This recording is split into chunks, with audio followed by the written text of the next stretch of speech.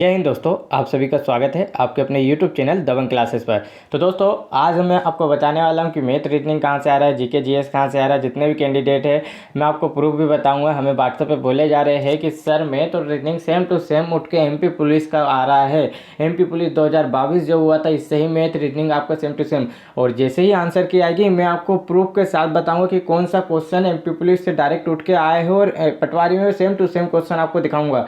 देख लेना, आपको प्रूफ के साथ में सब कुछ बताऊंगा आंसर की। जैसे एमपी पटवारी की आएगी तो आपको प्रूफ भी बताऊंगा। ये सब मैं झूठ नहीं बोल रहा हूँ, जो आ रहा है रियल आ रहा है। रीजनिंग के क्वेश्चन भी वही उठ के आ रहे हैं और मैथ के क्वेश्चन भी डायरेक्ट वहीं से उठ के आ रहे हैं। तो जिसको भी अगर एमपी पुलिस कांस्टेबल एग्जाम 2022 के पेपर डाउनलोड करना है, लिंक के नीचे दी गई है, वहाँ से जाकर मैथ, रीजनिंग और जीके जीएस साइंस और उसके अलावा अखबारी 2023 में हुआ इनके पेपर, सभी पेपर प्रीवियस ईयर कांस्टेबल के, प्रीवियस ईयर एसआई के सभी क्वेश्चन फटाफट पढ़ लिए। अब प्रबंधन पे ध्यान ना दीजिए।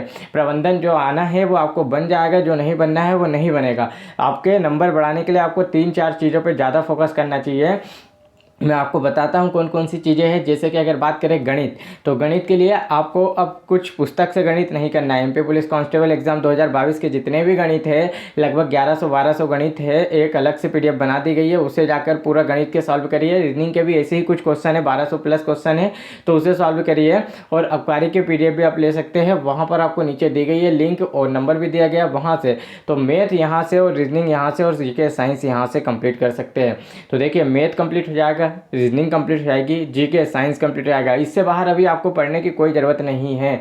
इतना समझ लीजिए कि आपको इंपॉर्टेंट चीज़ बताई जा रही है तो आपको इतना ही पढ़ना है। और बात करें जैसे इंग्लिश, इंग्लिश में सबसे बेस्ट है नीतू मैम की बुक जो होती है। नीतू मैम की जो बुक है इंग्लिश की, केडी कैंपस की, वॉल्यूम 1 वॉल्यूम 2 जो भी आपके पास हो, उसमें पैसिव वॉइस और नरेशन, ये 2 चैप्टर को बड़े ध्यान से पढ़ लीजिए। बड़े हिंदी भाषा में वहाँ पर लिखी गई है। जिसके पास नहीं होगी, मैं आपको पीडीएफ उन पेज की फ़ोटो क्लिक करके दे दूंगा। आप लोग डायरेक्ट नरेशन और वॉइस की डायरेक्ट दोनों चैप्टर के आप हिंदी में पढ़िए, वहाँ पर हिंदी लिखा हुआ है। इसमें ऐसा ज़रूरी नहीं है कि आपको इंग्लिश आना ज़रूरी है, बिना इंग्लिश आए भी आप नरेशन वॉइस के क्वेश्चन सही करके आ सकते हैं। और जो क्रम वाइज पैरा जंबल के क्वेश्चन आते हैं एक के बाद एक ज़माने के, इसे ज़माने की ट्रिक ये रहती है कि नाउन और प्रोनाउन देखिए और इसके अनुसार यहाँ पर ऑप्शन से चेक करके आप इसे जमा सकते हैं। तो ये सब चीज़ आपको बताने वाले हैं। अब डेली आपकी क्लासेस में कुछ नेक्स्ट चीज़ रहने वाली है। आपके स्कोरिंग के लिए यहाँ पर अब डेली क्लासेस रहने वाली है। मतलब अब आपका स्कोर कैसे ग्रो किया जाए, ये आपको पूरी चीज़ बताई जाएगी। तो मैंने आपको 4 चीज़ बता दिया हूँ। 5वीं चीज़ ये है कि हिंदी को अच्छे से पढ़िए, हिंदी के प्रीवियस ईयर क्वेश्चन लगाइए। प्रीवियस ईयर क्वेश्चन से ही हिंदी के क्वेश्चन बन रहे हैं। 5 चीज़ हो गई जिसमें आपके 125 नंबर रिजल्ट से 125 में से कम 110 नंबर आपके आना चाहिए।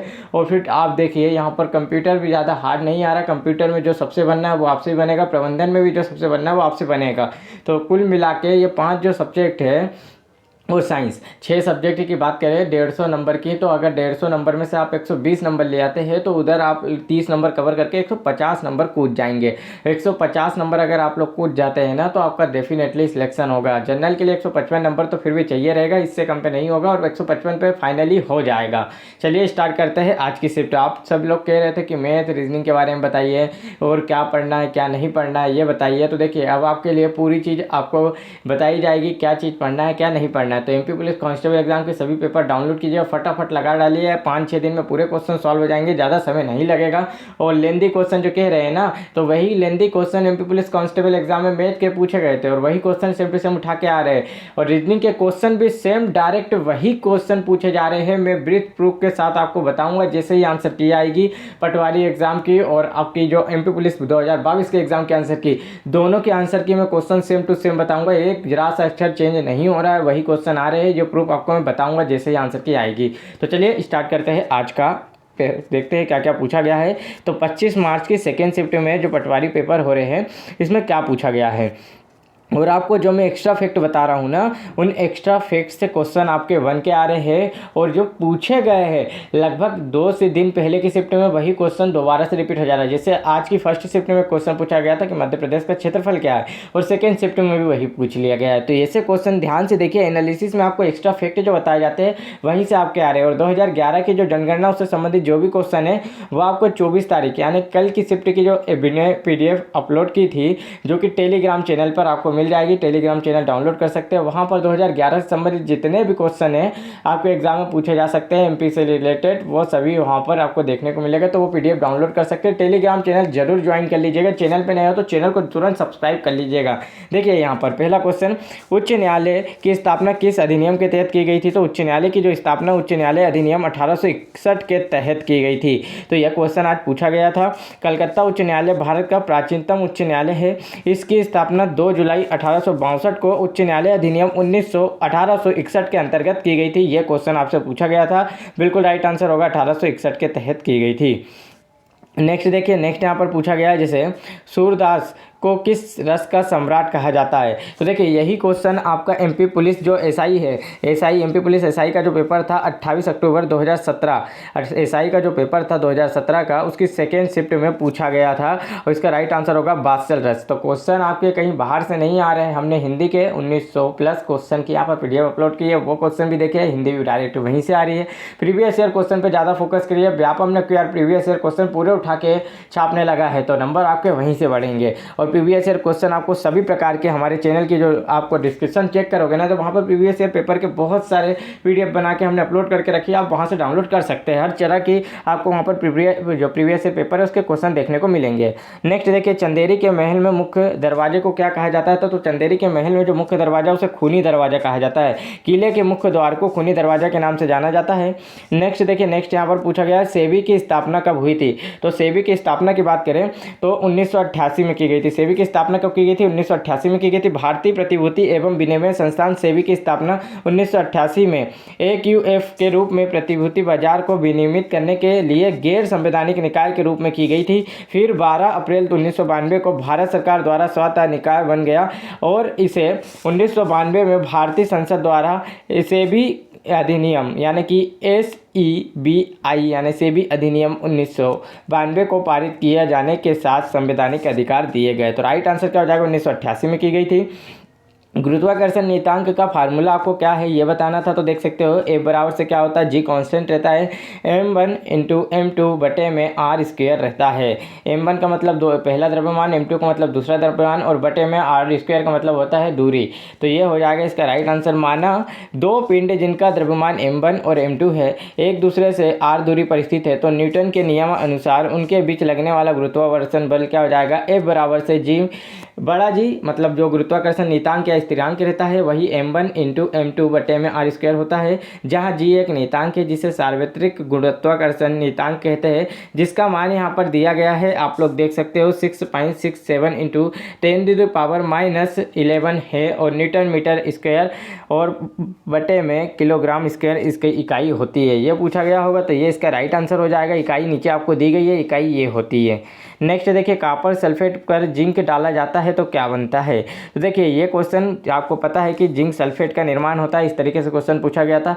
सेम टू सेम ऐसा क्वेश्चन कहाँ पूछा गया था? देखिए ये आपका पूछा गया था RRC ग्रुप डी एग्जाम तो हुआ था 2018 का 25 सितंबर की थर्ड शिफ्ट में पूछा गया क्वेश्चन है कि कॉपर सल्फेट के विलयन में जिंक मिलाने पर क्या बनता है? तो जिंक सल्फेट बनता है। तो ये क्वेश्चन आज के एग्जाम में आपके सेम टू सेम पूछे गए थे।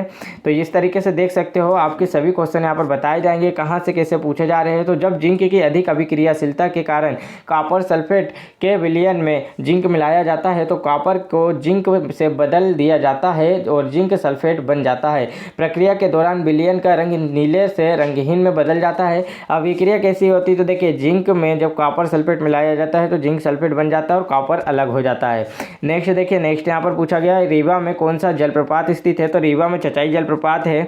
चचाई जलप्रपात रीवा मध्य प्रदेश के पास बीहड़ नदी पर, अगर पूछ लिया जाए किस नदी पर है चचाई जलप्रपात तो बीहड़ नदी पर है। इसकी ऊंचाई भी पूछ ली जाती है, 130 मीटर से अधिक इसकी ऊंचाई है। यह झरना मध्य प्रदेश का सबसे ऊंचा यानी कि दूसरा सबसे ऊंचा झरना है। तो ये भी पूछा जा सकता है कि चचाई जलप्रपात कहाँ स्थित है? तो रीवा में स्थित है। किस नदी पर है? बिहार नदी पर है। मध्य प्रदेश का दूसरा सबसे ऊंचा झरना कौन सा है? तो चचाई जलप्रपात है। यह आप लोगों के क्वेश्चन इस तरीके से बनते हैं, मैं आपको बताते चलूंगा। देखिए आदित्य जोशी मध्य प्रदेश में कहाँ से संबंधित है पूछा गया है। तो आदित्य जोशी जो कि मध्य प्रदेश में धार से संबंधित है। अब आदित्य जोशी से क्वेश्चन क्यों बना ये आपको पता होना चाहिए। आदित्य जोशी इनका जन्म 7 अगस्त 1996 में हुआ था। ये एक भारतीय बैडमिंटन खिलाड़ी है, वह पहले पुरुष भारतीय जूनियर बैडमिंटन खिलाड़ी है जिन्होंने विश्व जूनियर रैंकिंग में पहला स्थान हासिल किया। जोशी का जन्म मध्य प्रदेश के धार जिले में हुआ। जोशी भारत के मध्य प्रदेश के धार शहर से संबंधित है। धार इसका क्या हो जाएगा, बिल्कुल राइट आंसर हो जाएगा। नेक्स्ट देखिए, सूर्य के प्रकाश में कौन सा विटामिन मिलता है? तो सूर्य के प्रकाश में विटामिन डी मिलता है। कौन सा विटामिन मिलता है? विटामिन डी मिलता है। सूर्य के प्रकाश के संपर्क में आने पर मानव शरीर में विटामिन डी का निर्माण होता है। नेक्स्ट क्वेश्चन की बात करें, नेक्स्ट क्वेश्चन क्या पूछा गया है, यहाँ देख सकते हो, प्रकाश संश्लेषण की क्रिया कैसे होती है? तो ये आपके ऑप्शन के अकॉर्डिंग आपको सही करना था कि इस क्रिया में पौधे सूर्य के प्रकाशीय ऊर्जा को रासायनिक ऊर्जा में परिवर्तित करते हैं तथा CO2 पानी जैसे साधारण पदार्थों से जटिल कार्बनिक यौगिक कार्बोहाइड्रेट बन जाते हैं। तो आपके ऑप्शन के अकॉर्डिंग इसे करना था। मैंने आपको परिभाषा बता दिया हूँ। देखिए, मध्य प्रदेश का क्षेत्रफल फर्स्ट शिफ्ट में पूछा गया, तो सेकंड शिफ्ट में भी रिपीट हो गया है। तो मध्य प्रदेश का क्षेत्रफल कितना है?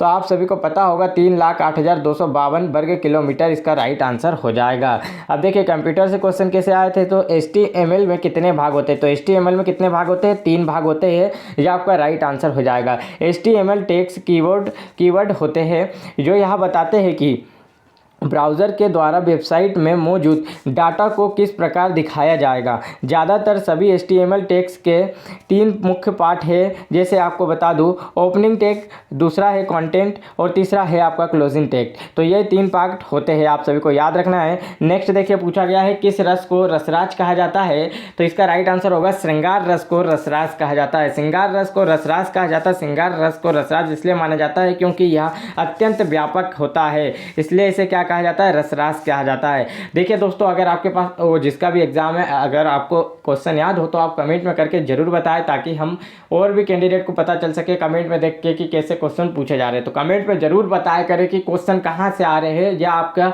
एक अद्भुत कार्य होगा कि जो आने वाले जितने भी कैंडिडेट है वो देख सके कि हाँ सही क्वेश्चन कैसे आ रहे हैं। तो देखिए यहाँ पर नेक्स्ट, त्वचा रोग पर किस रेडियोधर्मी तत्व के द्वारा उपचार किया जाता है? तो मुझे इसका ऑप्शन जरूर बताएं, तो मैं आपको इसका राइट आंसर बताऊंगा। 1720 से 1760 तक किसने शासन किया? ये मध्य प्रदेश से पूछा गया है या भारत से पूछा गया है? ये कमेंट में करके जरूर बताना। वीडियो अच्छा लगा हो तो लाइक जरूर करना, और यदि आप लोग टेलीग्राम चैनल ज्वाइन करना चाहते हैं, टेलीग्राम की लिंक आपको डिस्क्रिप्शन में दी गई है। इसके अलावा मैथ रीजनिंग आपका कंप्लीट करना चाहते हैं, 2022 का एग्जाम था, MP पुलिस कांस्टेबल एग्जाम, वहीं से डायरेक्ट क्वेश्चन आ रहे हैं।